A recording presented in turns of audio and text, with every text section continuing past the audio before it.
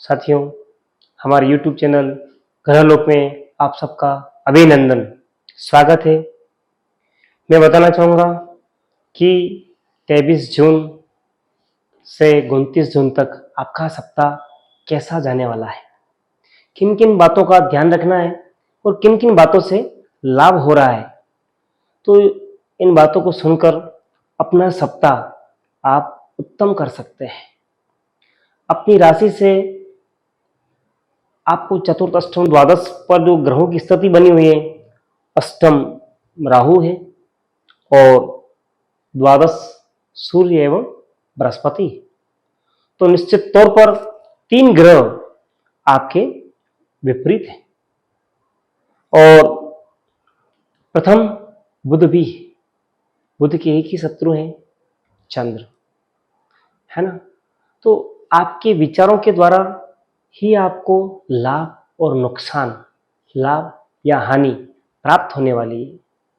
अपने आप को कैसे आप इजी रखें, कंफर्ट रखें, सोच को पॉजिटिव रखें, यह सब आपके कर्मस्थ शुक्र एवं लग्नस्थ बुध के ऊपर निर्भर आ रहा है। तो अगर आप अपनी सोच को पॉजिटिव रखेंगे, पॉजिटिव कैसे रखेंगे, कहना सरल है कि पॉजिटिव रखना है। उसको इजी करने के लिए मैं आपको एक सिंपल बहुत अच्छा उपाय बताता हूं कि आप कुछ भी आर्ट बनाएं, है ना, कोई चित्रकारी करें, पेंटिंग करें, कोई इंस्ट्रूमेंट बजाएं, है ना, सिंग करें, तो आपका माइंड डाइवर्ट होगा, है ना। बाकी आप केवल और केवल ये सोचेंगे कि मुझे आकस्मिक लाभ, धन लाभ कैसे प्राप्त हो, है ना, तो ये सोच आपको डिप्रेशन में ले जा सकती है। काल्पनिक दुनिया से आप बाहर आए और उससे सहज आने में सबसे अच्छा है कि कलाकृति निर्माण करें, कुछ लेख लिखें, कुछ आर्टिकल लिखें, कुछ सेमिनार को ज्वाइन करें आप, तो निश्चित तौर पर आपका यह सप्ताह अच्छा जाने वाला है। एवं मैं साथ में यह कहना चाहूंगा, कर्क राशि के जातकों के लिए वाणी पे नियंत्रित रहें। क्यों? क्योंकि वाणी स्थान पर मंगल और केतु दोनों विराजमान है। राशि वहां पर अग्नि तत्व की है ना। आपको हवा के द्वारा, हवा कैसे, कोई भी आपको मोटिवेट करेगा और आप अपने आप का आपा खो बैठेंगे। तो निश्चित तौर पर आपके वाणी स्थान पर जो अग्नि तत्व मंगल, अग्नि तत्व राशि अर्थात सिंह गोचर है में बनी हुई है, तो आपको अपनी वाणी पे निश्चित तौर पर नियंत्रण करना है। बाकी आपको धन लाभ की जगह धन हानि हो जाएगी और आपको, आपका मन व्यथित होगा, दुखी होगा। साथ में इस सप्ताह में आपको खाने पीने में चटपटी चीजें, तीखी चीजें विशेष प्रिय रहेगी। फिर हम बात करते हैं अष्टम स्थान पे राहु। तो आपको आकस्मिक जो है हानि लाभ दोनों बने हुए हैं, है ना। अष्टम स्थान का राहु होता है गोचर में, वह व्यक्ति को जेल यात्राएं तक करवा देता है। आसपास में यदि कोई शिव मंदिर हो, है ना, तो वहां पर, वो शिव मंदिर कहां पे, यानी जेल में हो, थाने में हो, संभव हो तो वहां दर्शन करने जाए सप्ताह में एक दिन, तो यह अच्छा रहेगा। बाकी गोचर में अष्टम राहु यात्राओं से नुकसान देता है एवं अनायासी फंसा देता है। आपकी गलती नहीं है, आप किसी के साथ अच्छा करने जा रहे हैं, बात बिगड़ गई, सारा आपके ऊपर आ जाएगा और आप उसमें लिप्त हो जाएंगे, फंस जाएंगे। तो ये चीज ना हो, उसके लिए सहज में ये उपाय बताया है जो आपको अवश्य करना चाहिए। फिर बात करते हैं हम भाग्यस्थ शनि की।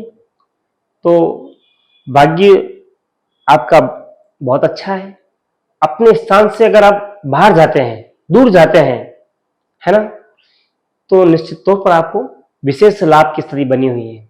एवं करना क्या है, राय अच्छे गुरु से, अपने परिवार में वृद्धों से, वृद्धजन है, माता पिता है, उनसे कंसल्ट कीजिए कि मैं बाहर जाना चाहता हूं तो कार्य करना चाहता हूं। ये वर्ष पूरा आपके लिए बाहर जाने पर लाभ प्राप्ति के योग बने हुए हैं, लेकिन वाणी पे निश्चित तौर पर नियंत्रण रखना होगा।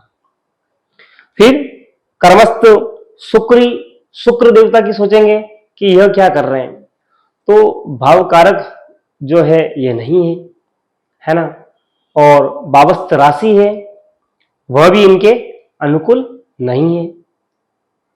लेकिन भावेश अर्थात कर्मेश, राज्येश मंगल या धनभाव में गया है, तो यह क्या इंगित करता है कि आपको कर्म के द्वारा धन लाभ होने के पूर्ण योग हैं, है ना, और उसी से आपकी सारी आकांक्षाएं पूर्ण होगी।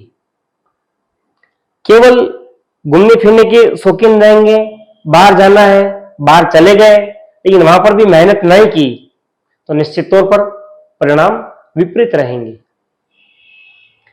फिर अतिरिक्त आमदनी की बात करें तो आपके कार्यों से, दैनिक जीवन से, हर 2 दिन 3 दिन में आप ऐसा क्या करें, सोचें कि मेरे को विचारों से एवं कार्यों से लाभ आमदनी प्राप्त हो, तो यह आपको निश्चित तौर पर अतिरिक्त आमदनी, एक्स्ट्रा इनकम रह सकती है।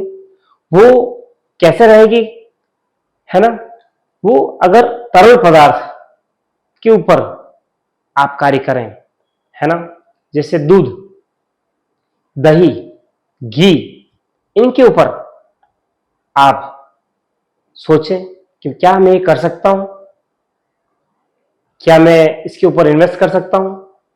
लग्नेश आपका कर्क है, राशि आपकी कर्क है, स्वामी चंद्र है ना, गोचर में इस सप्ताह में अच्छे योग बने हुए हैं, तो इसके ऊपर आपको कार्य करना चाहिए।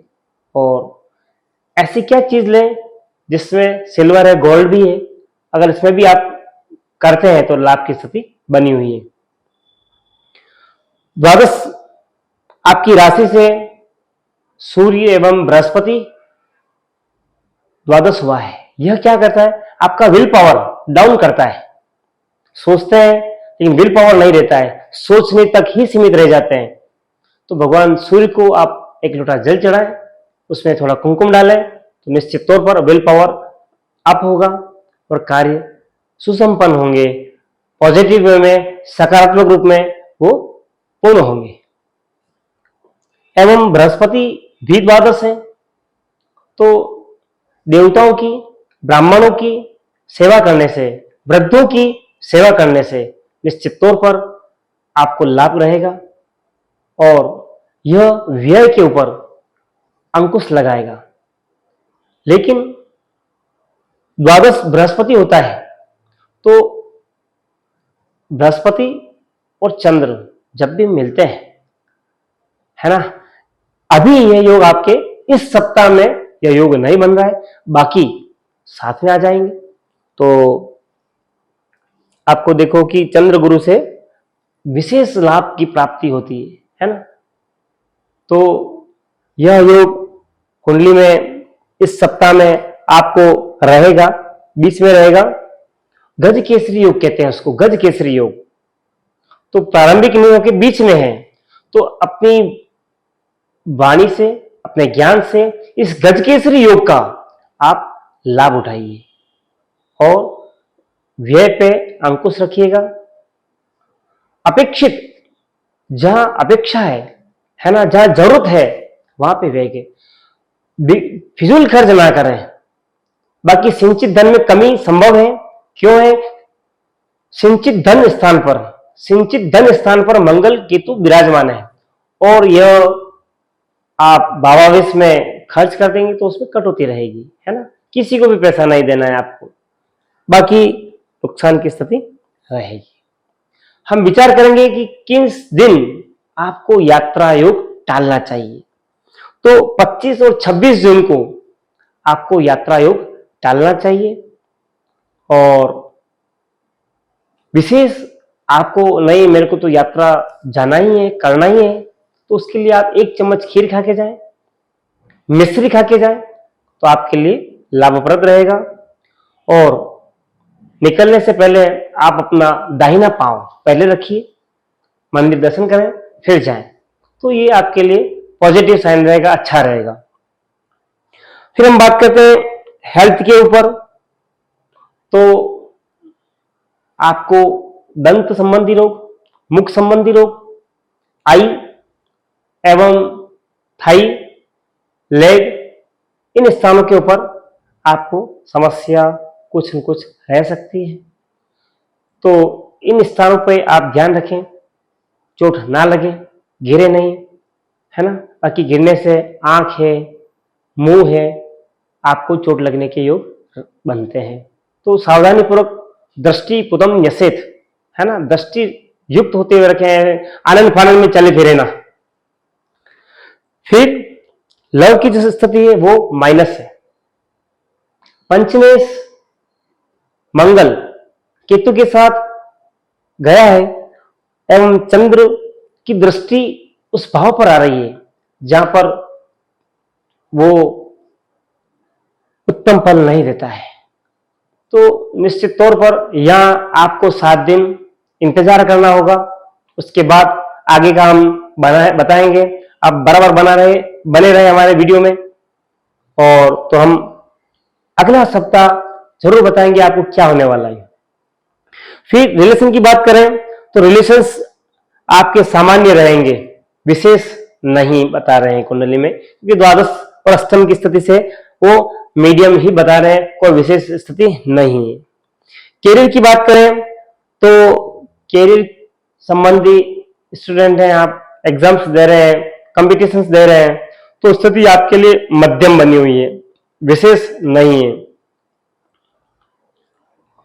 मैरिज की बात करें तो मैरिज की संभावना यहाँ पे नहीं है ना, योग नहीं बन रहे हैं। न्यूनतम अति न्यूनतम योग बन रहे हैं, न तो कोई दशमेश मंगल आपके बिजनेस में एवं आपके जॉब में, यहां पर भी ये कुछ आपको परेशानियां दे सकता है।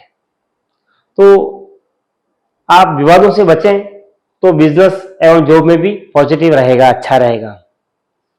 फिर स्टूडेंट की बात करें तो यहां पर भी आपका मन पढ़ाई में नहीं है, घूमने फिरने में, ऐसो आराम में आपका मन है, क्योंकि पंचमेश भी मंगल ही है ना।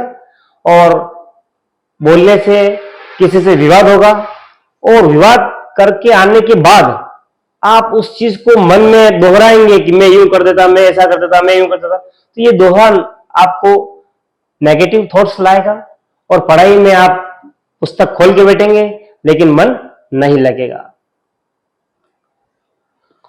साथ में हम बात करें स्पिरिचुअल लाइफ की, तो अंशकालीन आप जो है आशावादी रहेंगे, और बाकी विचारों में उथल पुथल रहेगा, और 35% आशावान रहेंगे, और 65% आपके विचारों में उथल पुथल बना रहेगा। फिर उपाय की बात करें कि क्या उपाय करें जिससे आपका यह सप्ताह और आने वाला समय अच्छा रहे, क्योंकि बृहस्पति भी साल भर लगभग ये बृहस्पति अतिचारी बना हुआ है, और यह जो है हर साल 13 महीने यह एक राशि पे रहते हैं, लेकिन इस बार यह कम समय में ही राशि परिवर्तन कर रहा है, फिर वक्री हो रहा है, मार्गी हो रहा है। इस प्रकार से उथल मतलब इनकी चालों में जो है स्थिरता नहीं रहेगी। तो इस प्रकार यह आपको अच्छा फल देगा भी है और नहीं भी देगा, तो उसके साथ हम बराबर बताते रहेंगे। लेकिन इस सप्ताह में आपको जो है गाय को चने की दाल और गुड़ खिलाना है, रोटी के ऊपर रखकर। एक तो उपाय ये करना है। दूसरा उपाय, भगवान सूर्य नारायण भगवान को जल चढ़ाना है, उसमें कुमकुम लाल फूल, चाहे कनेर का हो चाहे गुलाब का हो, रख के ओम आदित्याय नमः, सूर्याय नमः, इस नाम मंत्र से आप जल चढ़ाएं, उस जल को अपने आंखों के ऊपर और मस्तक आज्ञा चक्र पर स्पर्श करें, तो निश्चित तौर पर शारीरिक और विल पावर दोनों चीजें पॉजिटिव रहेगी और बलवान बनेंगे। फिर अष्टम स्थान पर राहु गोचर कर रहा है और आपकी राशि जो है वह कर्क है। कर्क एवं चंद्र एवं राहु यह दोनों मित्र नहीं है, तो अष्टम राहु का आप उपाय अवश्य करें। सरलतम उपाय दो है कि आपको भगवान गणेश जी के दर्शन करने हैं और नारियल का, खोपरे का दान आपको मंदिर में करना है जिससे लाभ रहे। वो आपको बुधवार के दिन करना है, शनिवार के दिन करना है। तो निश्चित तौर पर यह उपाय अगर आप करेंगे तो आपका यह सप्ताह और आने वाला समय गुड रहेगा, अच्छा रहेगा। साधुवाद, प्रणाम।